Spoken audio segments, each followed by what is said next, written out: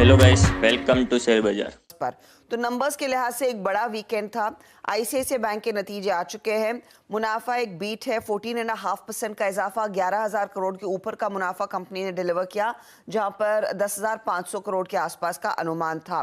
ब्याज से आय 7% बढ़कर आई है। ये इनफैक्ट हल्का सा मिस है, लेकिन आप इनलाइन कह सकते, क्योंकि 19,579 करोड़ का अनुमान था, 19,553 करोड़ की डिलीवरी हुई है।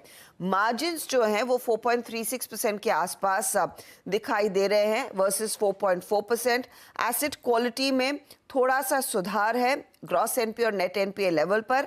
स्लिपेजेस थोड़े से बढ़ते हुए दिखाई दिए, करीब 15% का इजाफा, और लार्जली किसान क्रेडिट कार्ड का प्रेशर देखने को मिल रहा है, जो कंपनी ने डिटेल्स शेयर किए हैं अपनी कॉन कॉल में।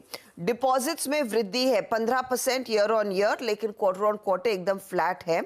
साथ ही साथ एडवांसेस भी ईयर ऑन ईयर 15% बढ़े हैं, क्वार्टर ऑन क्वार्टर करीब 3.2% बढ़ते हुए दिखाई दे रहे हैं। कंपनी कह रही है कि रिटेल लोन पोर्टफोलियो 17% बढ़ा है क्वार्टर ऑन क्वार्टर। तो ये हाइलाइट्स है। आईसीआईसीआई बैंक इंपॉर्टेंट रहेगा। इंडसइंड बैंक के भी नतीजे आए। नेट प्रॉफिट 2% बढ़ा है, 2171 करोड़ पर, उम्मीद से कम है आंकड़ा। ब्याज से आय 11% बढ़कर आई है, 5,408 करोड़, ये भी उम्मीद से कम है।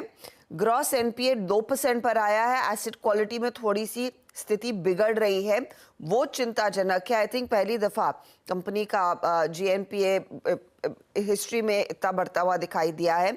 मार्जिन्स आप देखिएगा 4.25% वर्सेस 4.26%, उसी रेंज में है, लेकिन थोड़ा सा प्रेशर बना है।